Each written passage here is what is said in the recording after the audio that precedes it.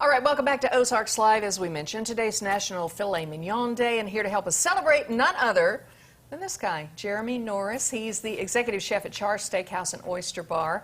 Great to have you here. Good afternoon. Thanks a lot for having me. So, a filet mignon, let's first of all talk about the restaurant a little bit. You know, it's in the Jalili Empire, so we're owned by the same people that have Flame and all the black sheeps here in town. Exactly. It's all are fabulous. All are fabulous. Yeah. Oh, yeah. He's done a lot of really successful restaurants over the years. Really brought me up in the business, and I respect the guy a lot. He's taught me a bundle. He's really good at it. Yeah, very awesome. much of a varied menu, but I know you guys are particularly proud of your steaks and all of that. They're just, it's amazing. Steaks and seafood, but filet mignon. First of all, what is it exactly? Well, on the cow, right, it's going to be below the rib cage here, kind of like the back strap.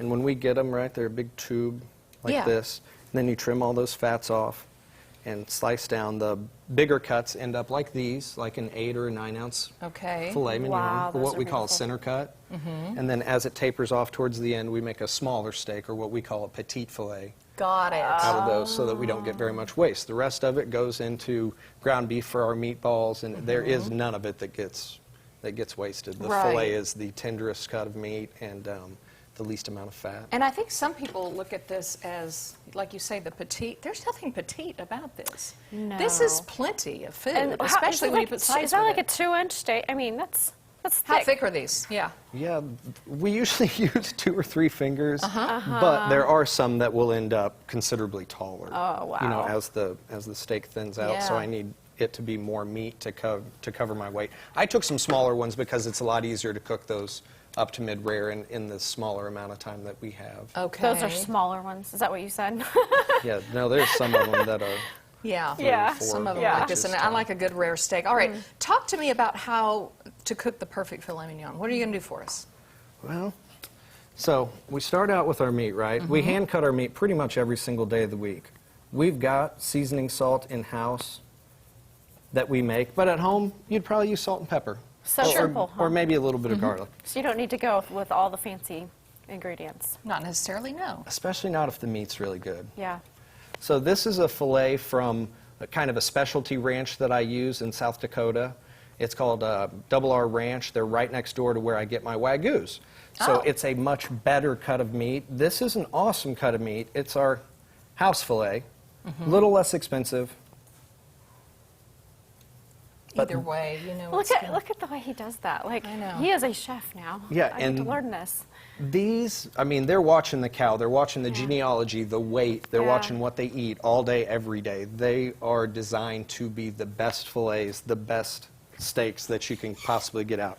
Now, all I've done here is set my pans up, get them warm, and a couple of them, we're going to put just some duck fat.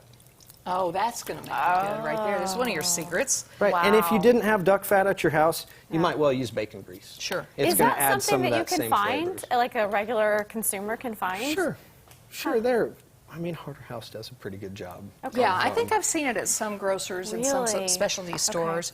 So, do you get your pan kind of white hot? It looks like it's smoked when you put that in there. Now, some of them, especially the one I'm going to cook the potatoes and the filet in, I want pretty scorching hot. Super hot. What you might consider like a medium high at home. Okay. But for me, I want it like 700 or 800 degrees. Wow. And I don't want for that duck fat to get into my potatoes, right? I don't want it soggy with fat. I want it seared with fat. That makes a Gotcha. lot of sense. So it's a little bit healthier for you as well, even though it seems as though I'm All really right, well, throwing he's the going to grease in load here. these up with these fillets and start cooking. And while this is cooking, we're going to take a break. But, it doesn't take too long, especially if you do it right and it's nice and rare. Are you a rare girl? Medium rare. Medium rare? Yeah. Okay, I'm rare all the way. Okay, I can't wait to see what he does with these. Okay, stick around. We are not even close to done yet. When we get back, we're going to finish the filet mignon and we're going to try it. Right, Ozarks Live will be right back.